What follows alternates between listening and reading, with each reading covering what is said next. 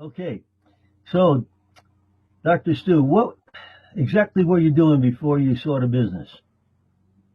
Well, I was in the middle of my military career. I had spent a year, I went through 4 years of medical school and then a year of internship, a year of residency, and then I found myself down on an Air Force base, fulfilling a 2 year commitment that we all had at that time to be in the military.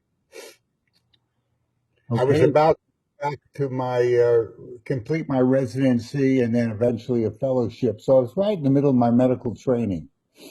okay. Why did you join? Well, I certainly wasn't looking for any business at that time. I was pretty thrilled about medicine. It had been a dream of mine for a long time, but I was lucky to be at the right place at the right time and to be willing to. They say that opportunity knocks, and the question is, do you open up the door? And I did open up the door, and it was a colleague of mine, another doctor, who suggested that I take a look at a business. And I said, why are you doing this? And he said, well, what's your plan B? I had never heard of that term before. And I said, what do you mean? I'm going to be a doctor. He says, yes, but what's a second source of income? Don't you think that would be important? Don't you think it would sort of maybe take the pressure off the economics of medicine? And I hadn't never thought of that before. And I said, yeah, okay. So I went to a meeting and it sounded like, oh, it might work out. I was a little concerned about the time.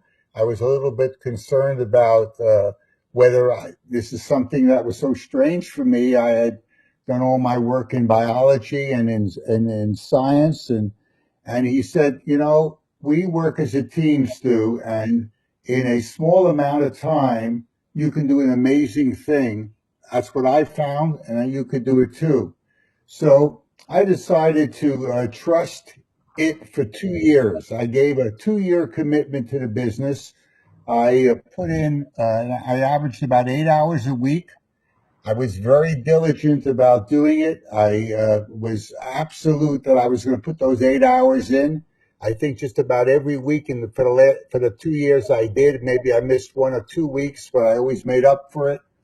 And I was amazed, Peter, that at the end of 2 years, putting in 8 hours a week, my income was almost, not quite, but almost as large as the income I was making from medicine working 60 hours a week. And I think it was because I began to appreciate the difference between trying to do something alone and trying to do something as part of a team. So that's how I got started in the business. Okay, tell us a little bit about your medical career. Well, it's been amazing. It started off pretty traditionally. In I got involved in pulmonary medicine. Uh, that's lung disease. I worked in the ICU, and by chance, it's amazing how one patient can redirect you. By chance, I was introduced many years ago to the concept of a patient who was having trouble breathing at night. And this was my introduction into what we call sleep medicine. Luckily, by then I had produced enough income for the business that I could back away from my traditional medicine and do some extra studying. And I got into the field of sleep disorders medicine. I guess you could say I was one of the pioneers. I got in when the field was very small. There were less than 100 of us in the country, and I've been able to do that over the years as well. So you're still working in sleep medicine at this point.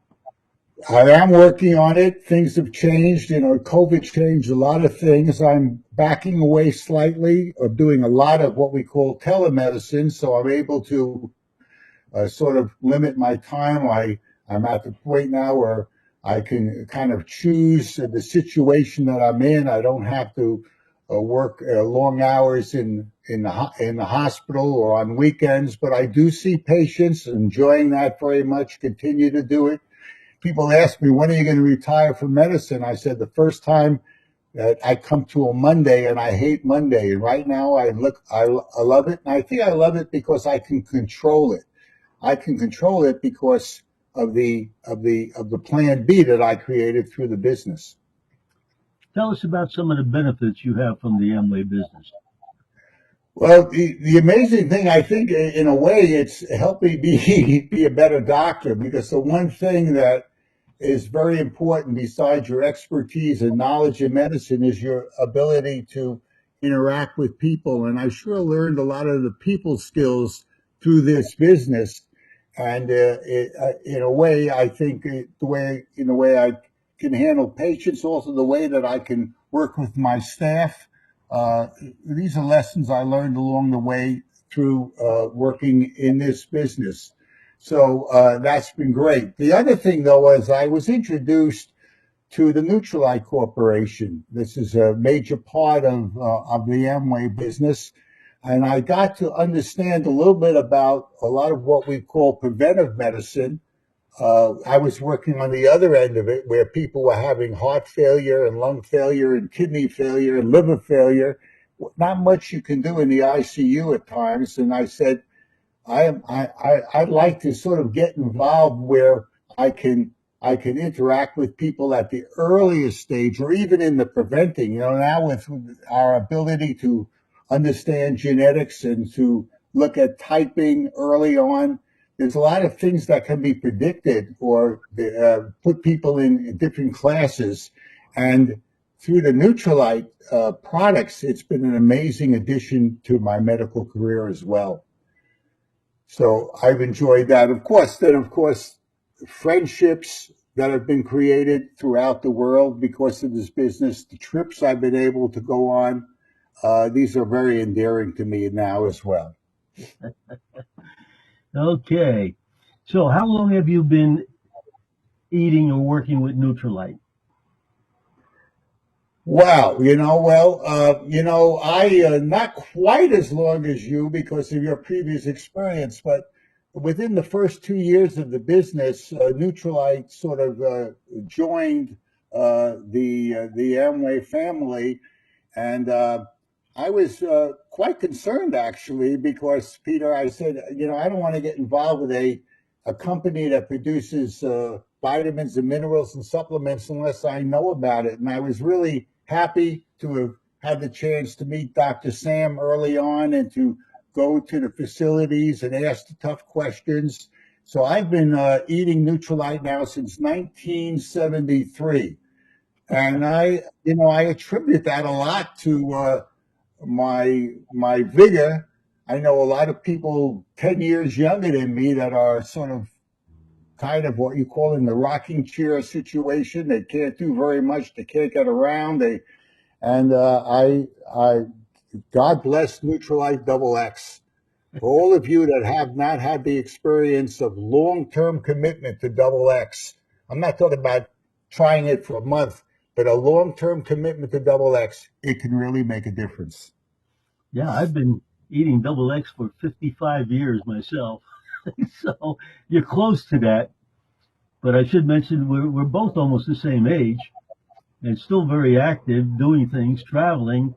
We've been on many, many trips together all over the world. Tell us about some of your favorite trips.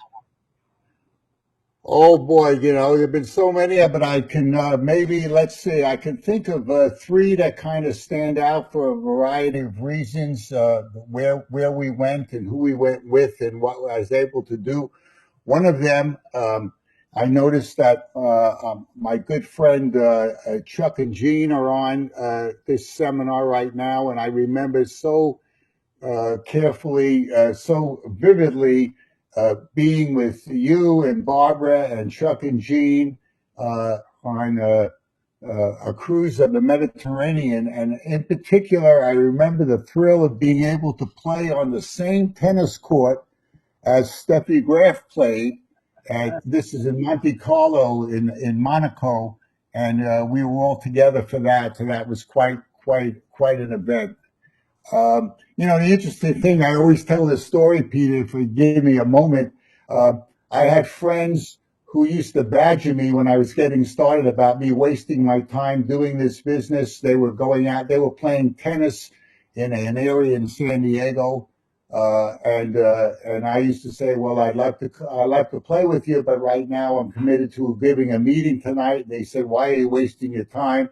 And I always like to say, then one day I'm playing tennis with good friends in Monte Carlo, and they're still playing tennis in San Diego at the same location. So it's a matter of sometimes called delayed gratification. I put the work in, but I was able to enjoy it afterwards. So that was one trip. Then there were two other trips that were interesting for two reasons. Both of them had to do with me going to Thailand as part of the Matz global team. But one of them, I was able to go not only to Thailand, but to go to Australia, to New Zealand, and went with Charmaine, and we had never been to Auckland and to visit the North Island of New Zealand, and that was very, very special.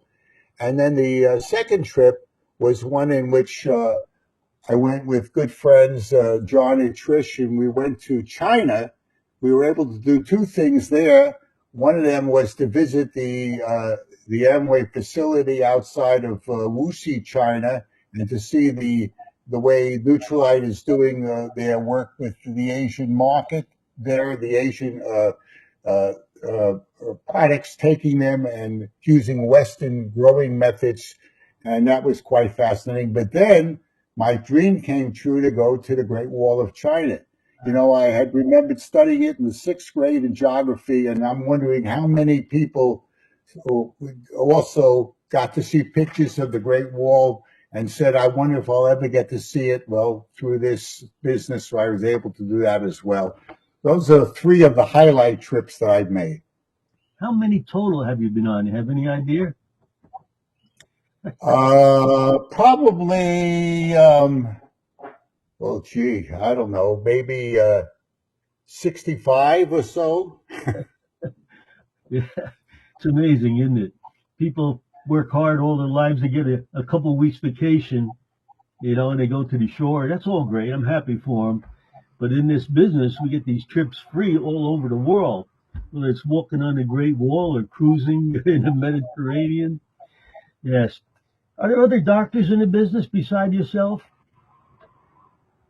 Oh yeah, yeah. We have some. I probably you mentioned some. It's amazing how people say, "Well, somebody in a certain industry would not do it." But I think now more and more, I think I even sent you an article a couple of months ago, maybe a year ago, about the different things that doctors are now doing to develop second incomes, and it's amazing all over how there are a lot of physicians that are involved in the business. I've had the thrill of taking some responsibility for helping talk to some people about it. But yes, a lot of physicians, a lot of nurses. I can't think of a profession that hasn't been attracted to the independence that this business can give you. I always say, whatever you do, you'll do it better with a good plan B. I like that Plan B concept. Good one. So, what advice do you have for new people joining the business? Well, I think there are some elements of this business that are really underused. I mean, terribly underused. And one of them is mentorship, and that is that there are a few places that you can get free mentorship from experts in the field. I know we had to fight hard in medicine to be able to spend a little time with the full professors. But here we're getting great mentorship. So staying close to your upline, that made such a big difference for me. In the early days when I was not sure whether this thing would work, that once a week meeting that I had with my upline uh, gave me the courage to continue, and then I learned, and then there was the breakthrough. So that's one thing. The other thing is to take advantage of of every live meeting that you can get to, where you get to meet with other people that think a lot. We have an expression it's called staying in the bubble. The more that I could spend time with other people that are thinking the way I'm thinking about the business, the more support. I know in the early days, I would sometimes have some family and friends uh, be a little negative about it. Of course, they all changed when I started to grow in the business, and my family became the great supporters of mine. But at the beginning, they had their doubts, and I decided that I had to be careful about how much exposure I had to that, and get much more exposure to people who believed in what I did. So we're for example, in Southern California right now, we're pretty excited about the fact that next week we're going to be all getting together after so many years for the last few years of having only online meetings because of COVID. We're having a live meeting on the weekend, and we're all going to get together. And even though I've been in the business such a long time, when I leave after 2 or 3 days of getting that input at these live meetings, it makes such a difference, even in my outlook toward things. And you'd say, well, what can you learn after so many years at a weekend? Well, I always do learn something. I learn something about myself, about others. I figure out ways I can better help my people that are in my group. So we're excited about that. So I would say two things. One is stay close with your upline and stay in the bubble. Stay with other people that are doing the business and will promote your future as well. Okay, Stu, any final thoughts you have for the people here today? Well, yeah, whether you're very new to the business or whether you now, we're flipping into a new year. I always say your past is not your potential. We learn lessons from the past, but it's our future that's in front of you. And by some concentrated effort over the next, you put together 3 or 4 good months of discipline and focus. I love those terms, discipline and focus. 3 or 4 good months of discipline and focus, you can have a breakout. And that's what we're looking for. You're looking for a breakout. We're all looking for a breakout. So you can do it. We have some amazing tools that we have now that we didn't have then. Staying close to the Matz Global team. We admire the examples that you create, and everybody can be an example to other people as well. So, guys, take advantage of it. Make these next 4 months work for you, because I always like to end by saying, uh, "Podeas hacerlo también." You can do it too. Okay, thank you very much, Stu. As I mentioned, we've done many things together all over the world. We have skied together in such beautiful places, and you just name it, and we have done it because of the success we've had in the business. Not only the freedom, but the money to do whatever you want to do. So Yeah, thanks again. you even skied with me once cross country, which I admire you for so much. I forced myself. Stu did a lot of cross country skiing. He skied downhill too, but we've done it all, whether it's snowmobiling and you name it. That's what life's about, my friends. Having fun, having friends, doing it together, enjoying. Yes, we're going to be together many times here in this next year. Stu comes, spends a week or two with us in North Carolina every summer, and we just have a blast. Well, thanks again, Stu, and we'll be seeing you soon. Bye bye. Yes, we will. Bye, everybody. Yep. I got rid of myself, not you. Here we. All right, there we go. Okay, awesome guy. What a background, huh?